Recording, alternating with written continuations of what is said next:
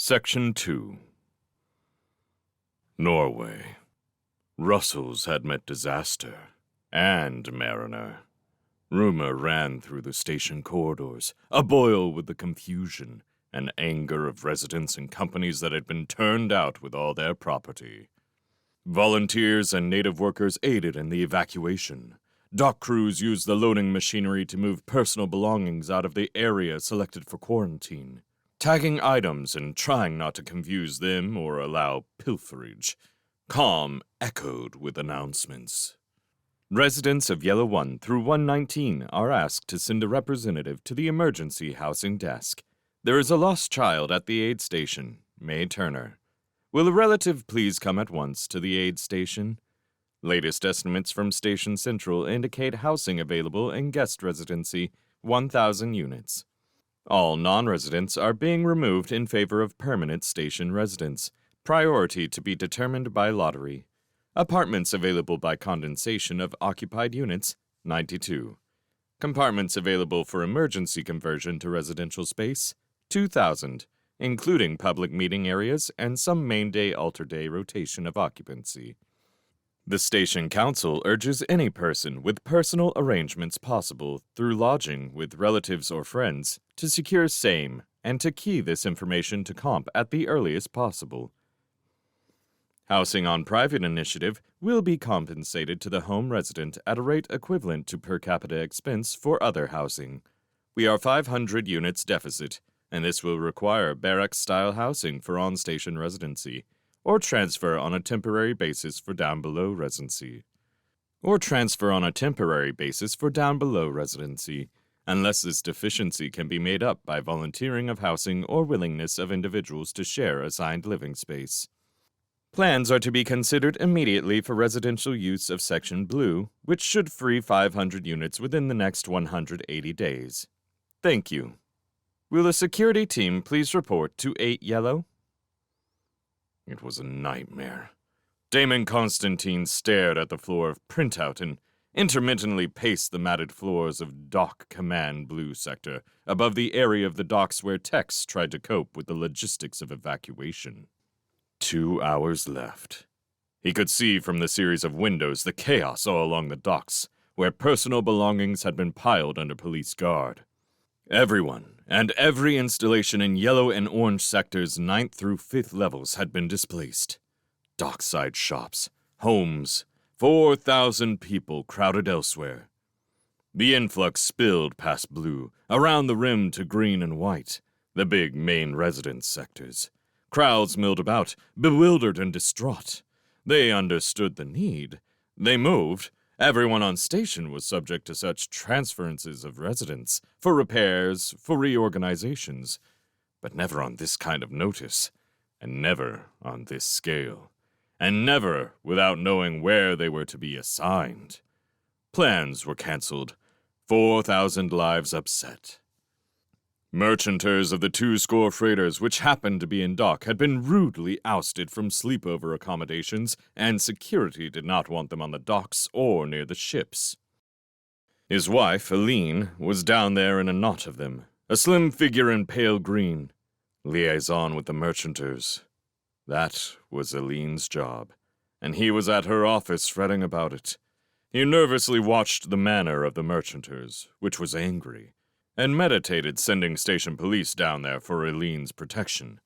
But Aline seemed to be matching them shout for shout, all lost in the soundproofing and the general buzz of voices and machine noise which faintly penetrated the elevated command post.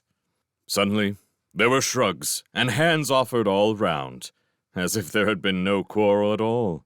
Some matter was either settled or postponed.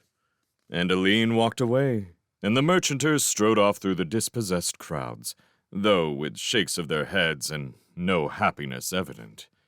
Aline had disappeared beneath the slanted windows, to the lift, to come up here, Damon hoped.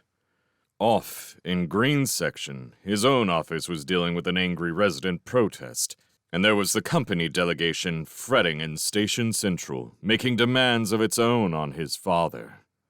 Will a medical team please report to Section 8 Yellow? Com asked silkily. Someone was in trouble. off in the evacuated sections.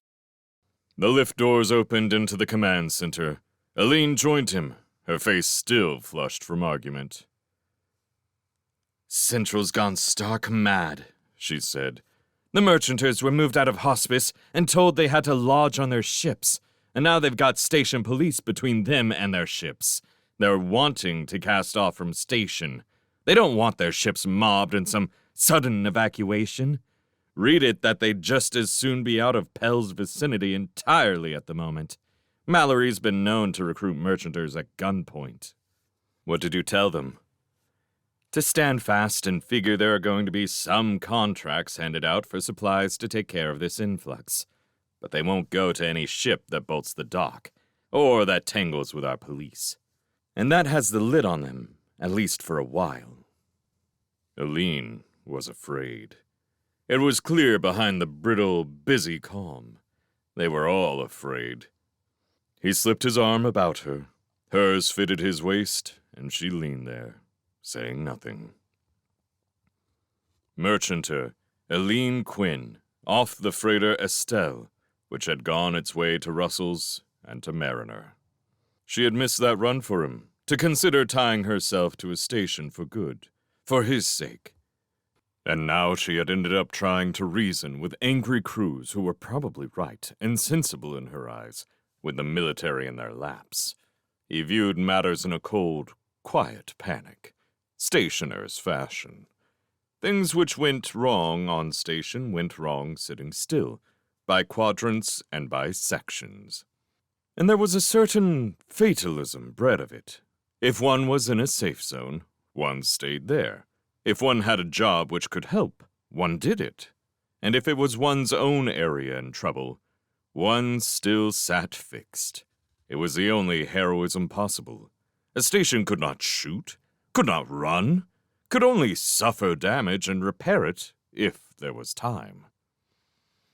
Merchanters had other philosophies and different reflexes in time of trouble.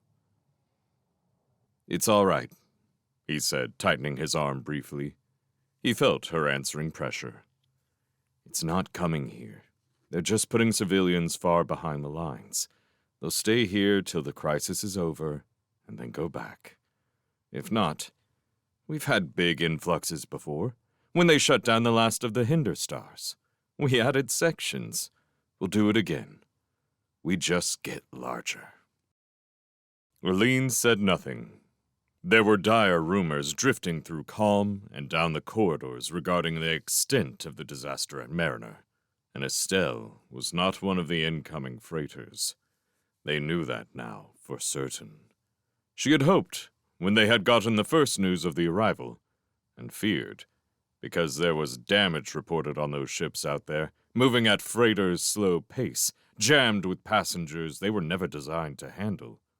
In the series of small jumps a freighter's limited range made necessary. It added up to days and days in real space as far as they had come in, and living hell on those vessels. There was some rumor they had not sufficient drugs to get them through jump, that some had made it without. He tried to imagine it, reckoned Aline's worry. Estelle's absence from that convoy was good news and bad. Likely she had shied off her declared course, catching wind of trouble, and gone elsewhere in a hurry. Still cause for anxiety, with the war heating up out on the edge. The station. Gone. Blown. Russell's. Evacuating personnel. The safe edge was suddenly much too close. Much too fast. "It's likely," he said, wishing that he could save the news for another day, but she had to know, "that we'll be moved to Blue, into maybe cramped quarters. The clean clearance personnel are the ones that can be transferred to that section. We'll have to be among the ones to go." She shrugged. "That's all right. It's arranged?" "It will be." A second time she shrugged. They lost their home, and she shrugged, staring at the windows onto the docks below, and the crowds, and the merchanter ships. "It's not coming here," he insisted, trying to believe it, for Pell was his own home, in a way no merchanter was likely to understand. Constantines had built this place from the days of its beginning. Whatever the company losses, not Pell. And a moment later, moved by conscious, if not courage, I've got to get over there, onto the quarantine docks.